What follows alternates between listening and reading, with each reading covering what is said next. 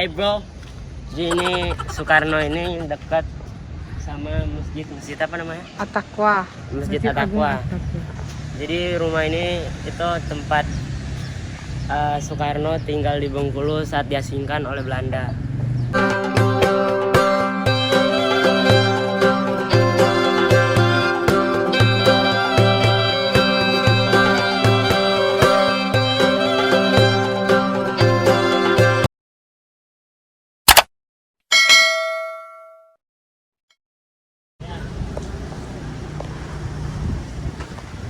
Assalamualaikum warahmatullahi wabarakatuh guys. Allahumma salli ala Sayyidina Muhammad wa ala ali Sayyidina Muhammad fi amanillah.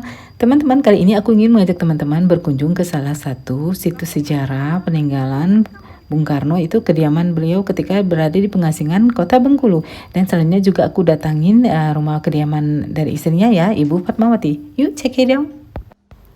Nah, kita beli karcisnya dulu ya guys, sebesar Rp5.000 per orang. Murah ya.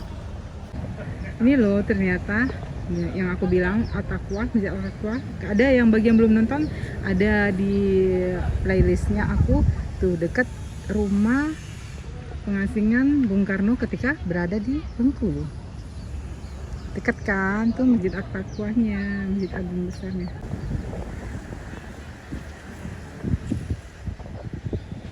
Masjidnya. Guys, perjuangan Presiden pertama Republik Indonesia yaitu Insinyur Soekarno saat memperjuangkan kemerdekaan Indonesia dari penjajahan Belanda tidak dapat dilepaskan dari pengasingan-pengasingan yang pernah dialaminya. Salah satunya beliau diasingkan di kota Bengkulu ini. Selama pengasingannya di Bengkulu, Bung Karno ditempatkan di sebuah rumah yang awalnya adalah tempat tinggal pengusaha asal Cina yang bernama Tan Eng Sian. Tan Eng Sian menyuplai bahan pokok untuk kebutuhan pemerintahan kolonial Belanda pada masa itu. Nah guys, inilah penampakan rumah beliau. Nuansa bangunan akan terlihat sangat estetik dengan adanya banduan warna cat yang dominan dengan warna putih. Mengingat betapa berperannya bangunan ini dalam perjuangan Insinyur Soekarno selama di pengasingan, bangunan rumah bergaya campuran Eropa dan Cina ini ditetapkan sebagai cagar budaya sejak tahun 2004 oleh Menteri Kebudayaan dan Pariwisata. Dan kemudian pada tanggal 29 Desember 2017, rumah pengasingan Bung Karno ini juga ditetapkan sebagai cagar budaya berperingkat nasional. Guys, seperti biasa kita sebelum memasuki suatu tempat bersejarah ataupun museum, kita harus mengisi buku tamu terlebih dahulu. Dan aku ingin menceritakan sedikit tentang struktur bangunan ini ya. Struktur bangunan ini terdiri dari teras, ruang tamu, beberapa kamar, dan teras belakang. Terdapat pula sejumlah jendela kaca besar yang menghias seluruh sisi rumah. Yuk guys, sekarang ikutin aku menjelajahi satu ruangan, yaitu ruangan kerja Bung Karno. Yuk check it out.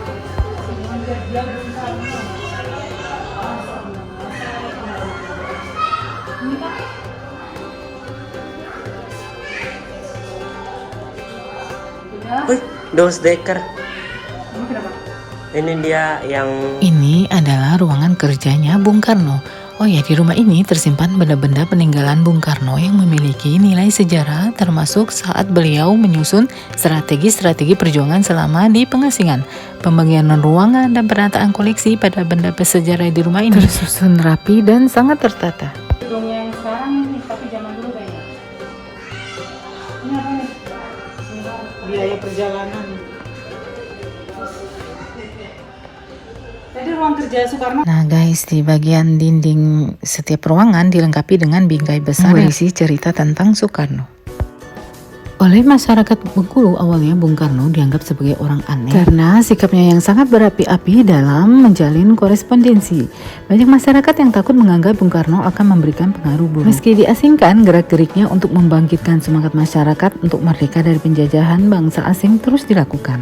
Beliau mencari celah untuk memotivasi rakyat Bengkulu untuk merdeka. Salah satu strategis Bung Karno yaitu merenovasi ulang masjid yang terletak di Kelurahan Baja. Ada ya di video di YouTube aku, judulnya Masjid Jami. Aku kasih linknya di atas ataupun di deskripsi. Dan untuk menarik pemuda, Bung Karno membuat sebuah grup pertunjukan bernama Monte Carlo. Ini salah satunya pakaian yang dipakai untuk pertunjukan musik dan drama yang Bung Karno menulis sendiri naskahnya. Ia memasukkan nilai-nilai sosial dan nasionalisme dengan cara yang sedikit cerita ya guys tentang perjalanan percintaan antara Bung Karno dan Fatmawati. Konon katanya jalinan asmara antara Bung Karno dan Ibu Fatmawati terjalin ketika Soekarno ikut secara aktif dalam kegiatan kepemudaan di Bengkulu. Struktur rumah terbuat dari kayu dan dinding terbuat baja yang dilapisi. Rumah ini terdiri atas 5 ruangan, yaitu ruangan kerja yang tadi pertama kita masuk, dan di bagian depannya di ruang tamu. Nah ini kita akan masuki ruang tamu. Nah guys, terdapat 4 buah kursi dan 1 meja terlihat masih kokoh di ruang tamu ini. Di sampingnya juga terdapat satu sepeda yang kerap dibawa Bung Karno untuk berkeliling ya. Ini adalah sepedanya Bung Karno ketika berada di Bengkulu yang biasa dipakai sama beliau. Kursinya udah rusak. Kursinya udah rusak.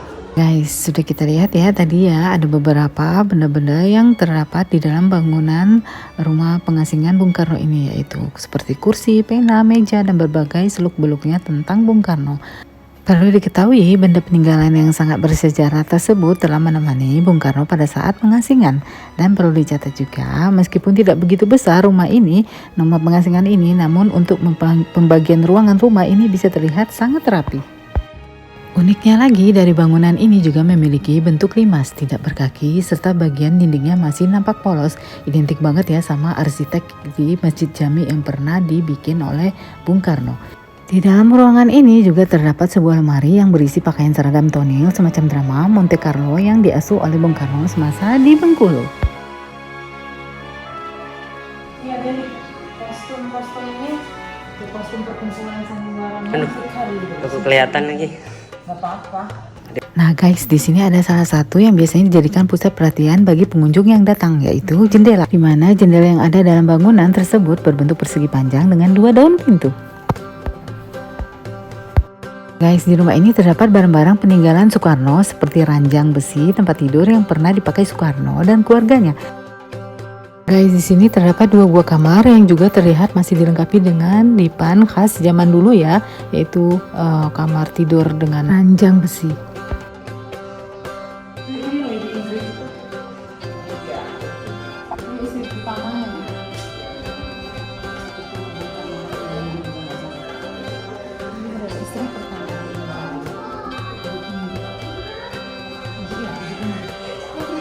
Ini ada baju-bajunya. Dan di sini juga masih terdapat lemari yang masih lengkap dengan isi-isinya ya, lemari pakaian Bung Karno dan keluarga. Di ruangan ini juga terdapat beberapa foto-foto seperti foto Bung Karno dan Ibu Fatmawati serta istri pertama Bung Karno yaitu Inggit Ganarsi. Dan terdapat juga lukisan besar Ibu Fatmawati ya ini. Oh ya, Bung Karno menempati rumah ini dari tahun 1938 hingga pada tahun 1942.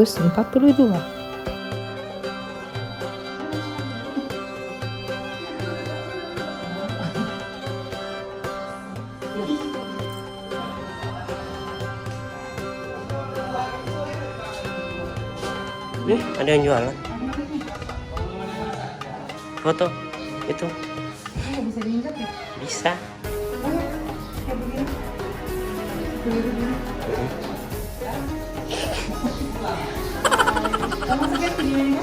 Iya. Guys, aku menyusuri bagian belakang rumah ya ini. Nah, di sini terdapat beranda untuk istirahat sambil menenangkan pikiran ya. Dan ini ada juga lemari tua zaman Bung Karno waktu ada di sini. Dan juga di bagian belakang itu di sebelah kanan ya terdapat bangunan 5 petak yang termasuk kamar mandi.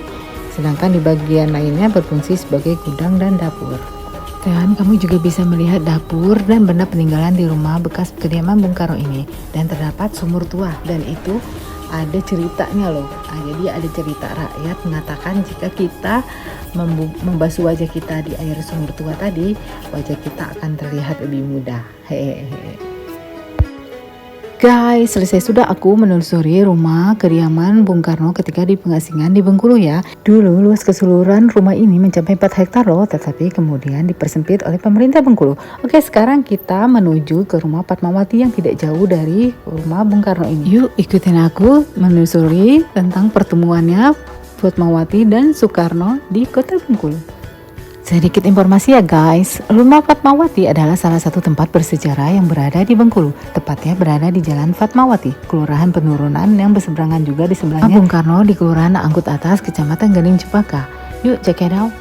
Karena dijadikan sebagai cagar budaya, rumah Fatmawati mempunyai jam operasional juga ya teman-teman, dan tiket masuk sama seperti rumah Bung Karno itu sebesar 5.000 saja dan dibuka di antara pukul jam 8 pagi sampai jam 5 sore. Rumah ini bukan hanya bercerita sebuah tempat tinggal kediaman Ibu Fatmawati ya guys, sebab aset sejarah itu lebih bercerita bahwa tentang keberadaan Bung Karno pada masa pengasingan yang lokasinya tak jauh dari rumah tersebut. Peristiwa itulah yang menjadi awal pertemuan proklamator kemerdekaan Republik Indonesia ini dengan seorang gadis bernama Fatmawati. Ketika memasuki ruang tamu, di sebelah pojok kanan kita akan melihat sebuah mesin jahit merek Singer buatan tahun 1941 yang digunakan untuk menjahit sangsaka merah putih. Rumah berarsitektur khas Bengkulu ini merupakan tempat Fatmawati belajar menjahit. Bahkan menjahit sudah menjadi hobi Ibu Fatmawati.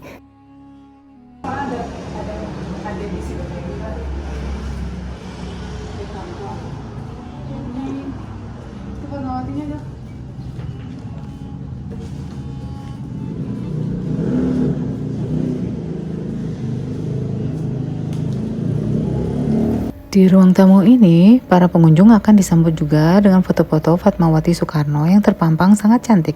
Bahkan di sana juga terdapat foto Fatmawati seorang diri dan juga terpantang juga foto-foto Fatmawati saat bersama dengan Bung Karno dan anak-anak mereka seperti Megawati, Guntur, Guru, Sukmawati, dan Rahmawati.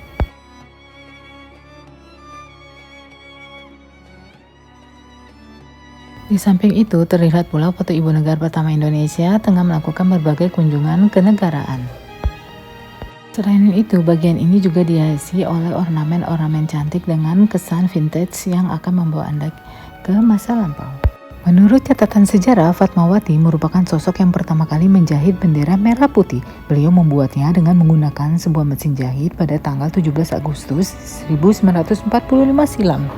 Dan di ruangan ini juga terdapat beberapa foto-foto galeri tentang perjalanan Bung Karno dan Ibu Fatmawati ya, dan juga ada mesin jahit yang konon katanya merupakan peralatan asli. By the way, rumah ini sempat sekali direnovasi total pada tahun 1990-an. Selebihnya hanya dilakukan pemeliharaan saja.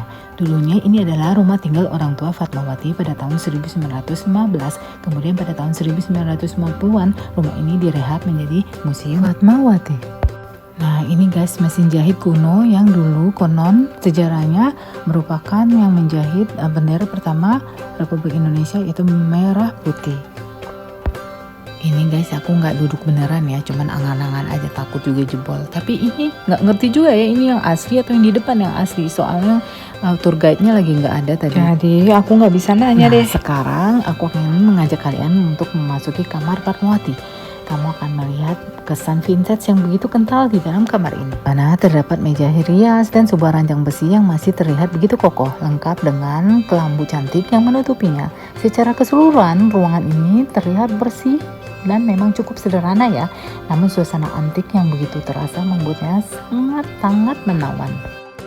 Sedikit informasi ya guys, rumah ini berdiri di atas tanah 500 meter persegi. Di dalam rumah ini masih terdapat pakaian asli yang sering dipakai Ibu Fatmawati. Guys, kediaman Ibu Negara pertama ini tidak jauh ya dari rumah Soekarno saat diasingkan di Bengkulu yang video di depan tadi ya. Jaraknya hanya sekitar 200 meter saja. Oke guys, cukup sekian ya video kali ini tentang pengasingan Bung Karno di kota Bengkulu yang menjadi awal pertemuan Bung Karno dengan Ibu Fatmawati. Wassalamualaikum warahmatullahi wabarakatuh. Bye bye.